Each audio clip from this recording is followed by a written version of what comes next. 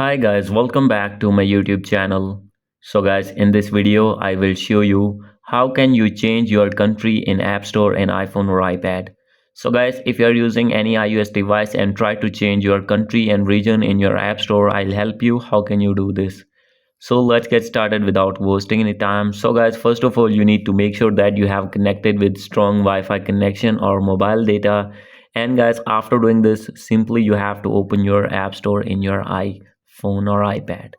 And now you need to click on your main profile icon and click on your Apple ID name. And guys, after this, you need to wait for some seconds. Here you need to use your Face ID or Apple ID password. And guys, now you can see this type of interface. So guys, from here you will see the option of country and region. You have to click on it. And guys, now you need to wait for some seconds. So guys, maybe it take a long time in your iPhone. It depends on your internet connection. And guys, now you need to click on change country or region. From here you need to select your country that you want to change. So guys, you can select anyone from here. So for example, I am going to select United States. And now you need to wait for more seconds here. So guys, as you can see here, simply you have to wait.